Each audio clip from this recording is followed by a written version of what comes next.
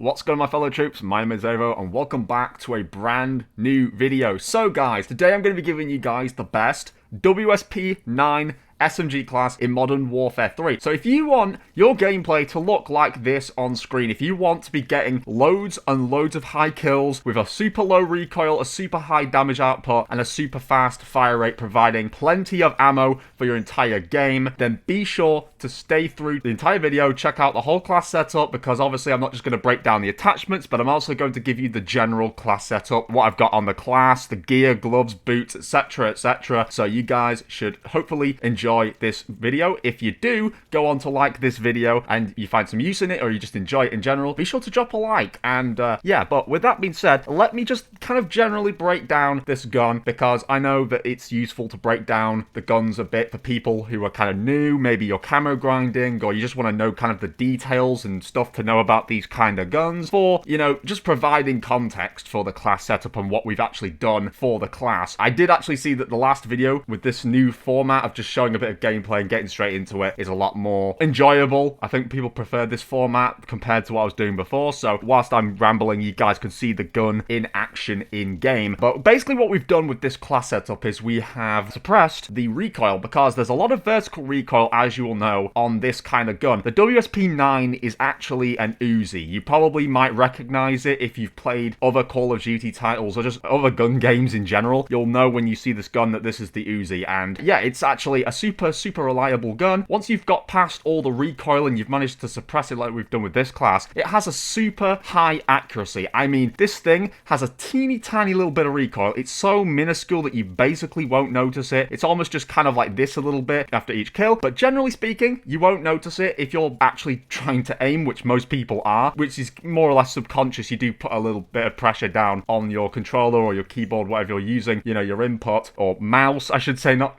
keyboard. You're always subconsciously doing that, so the recoil really isn't going to take much of an effect with this class, so it's super reliable. You will notice as well with the WSP-9 or the Uzi, it has a super fast fire rate, and we have made sure to put a lot of ammo on this class, the maximum that is, but because of how fast the fire rate is and just how much you're going to run through the primary, never mind the secondary, you are going to want on what we've put on this class, which is going to help with, like, you know, just additional ammo and stuff like that. So this gun is going to be super useful if you're going for those longer kills, those kind of like nukes and stuff like that, because we've basically enabled it so that you can keep picking up more ammo, finding more ammo across the game. And of course, you will also notice with this class that it does a great job of hip firing, all that kind of general stuff, sprint to fire, everything. It's super mobile to use, and you can get around really quickly with this kind of weapon. But with that being said, hopefully I've showed enough gameplay, and let's get to the class setup. So guys, here we are on the class setup itself. As you can see, we've got the WSP-9 as the primary right here. We've got the WSP Stinger. I'm running this as a secondary because it's part of the WSP family, but it's a pistol, so it actually is quite nice to run as a secondary just because it feels like it's a similar gun to the Uzi, to the WSP-9. I'm running the tactical, which is the Stim, the frag grenade as the lethal, and as you can see, we are running the infantry vest up here. I've just left that as default because I didn't feel that any of the other vests provided a use for this kind of weapon, because it's an SMG. There is no real need to put loads of more ammo on it, because you can do that with scavenger gloves like I've done down here. So we've got scavenger gloves right here for resupplying ammo from dead players. That is super useful, and you guys are definitely going to need this, considering, as I say, this gun will run through primary and secondary ammo very quickly if you're going for a lot of kills. So this is going to allow you to pick up additional ammo off other players, and considering this is an SMG, a lot of other people are using SMG ammo as well. You know, I think it's like 9mm, is it? Or do they call it 3mm? I'm not too sure what kind of ammo it is. It would probably be the smaller kind of ammo, but there's a lot of people using SMGs, so this will be really good for just picking up more and more ammo over the game. I'm running the covert sneakers right here. As you can see, the covert sneakers does a great job of eliminating footstep sounds, and because we're just going to be generally running about a lot with this kind of weapon, you know, you're going to want to have your footsteps suppressed or completely mitigated. If not mitigated, completely gone. I mean, it says it gets rid of them completely. I don't know the true effect of that, so I don't know. You guys can probably let me know if that actually does completely get rid of footsteps. I've never tested it too well, but it seems to do the job pretty damn well. The reason I'm so focused on having these boots or sneakers over everything else is because the other ones take more of a focus on like the sliding velocity, the ADS movement and strafing and the running. But as you know, this is a very lightweight gun. We don't have to worry about our movement and strafing speeds with this kind of weapon, so putting on these is pretty much pointless. It doesn't do anything really. To eliminate footsteps when you're running around a lot with this gun is something I definitely wanted to take a focus on. And as you can see for gear, I'm running the bone conduction headset. This is just so that I can reduce player combat and environmental sounds to allow improved focusing on hearing of other people's footsteps. Because again, if we're playing a bit more tactically, if we're running around more, we're going to want to know where people are. We're going to need to know where their whereabouts are, their angles, everything like that. So this gives you a great impression of just where people's footsteps are coming from. Another really cool thing you can actually do is switch this out for the blacklight flashlight. That is an awesome piece of gear. That is really nice if you're thinking of trying to find where people are, maybe on maps where there's a lot of corridors and stuff like that, like Das House, because that's a new map that's come into the game, and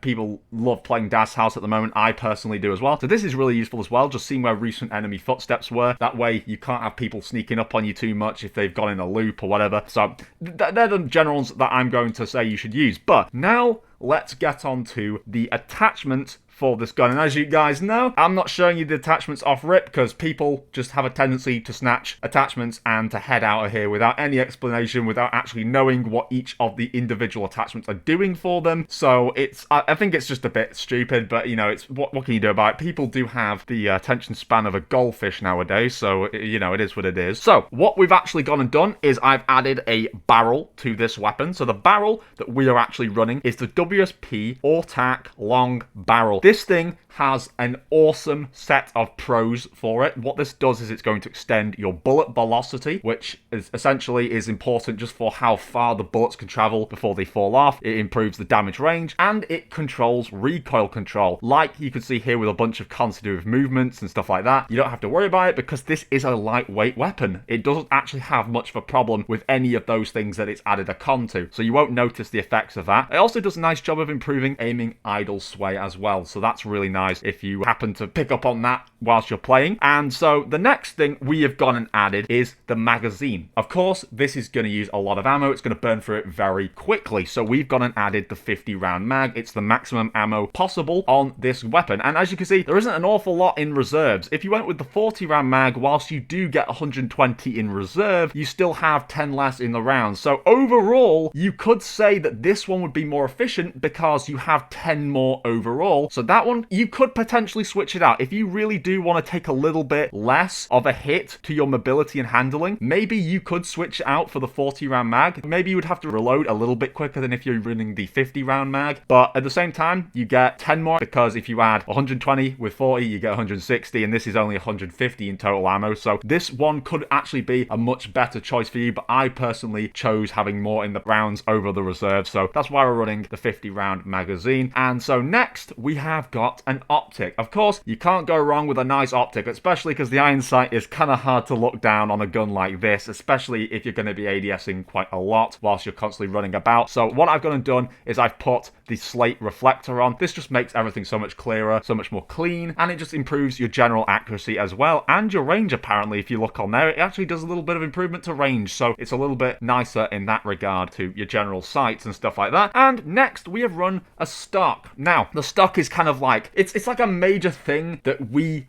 do need on this kind of weapon, because the stock is going to do an awesome job of basically suppressing most of that vertical recoil, and general stability is going to be improved from a stock. So the stock we are running is the WSP Classics factory stock. This does an awesome job of improving gun kick control and recoil control. It does 2 hits of improvements to both of those, so that is absolutely awesome. For the final attachment, we are running the rear grip. For the rear grip, we are running the Marauder grip. This also does a great job of controlling firing, aim stability, recoil control, and gun kick control. This is a super useful grip to use on your weapon. Hopefully you guys do get some real good games in with this. It's a super fun SMG. It's probably one of my most favorite SMGs in the game. Aside from the, the Striker and the Striker 9, they're awesome SMGs, don't get me wrong, but there's just something so satisfying about the Uzi that I really do like. So if you guys did find this useful, be sure to drop a like I said before. Be sure to, of course, subscribe and turn on noties if you are wanting to see more Modern Warfare 3 content like this. It really does mean a lot to me when you guys watch the content, and if we, can get a little community going on here, so that would be really neat. Be sure to follow the Instagram, join the Discord down below, and check out the other channels, as well as check out our merch, because we have merchandise, and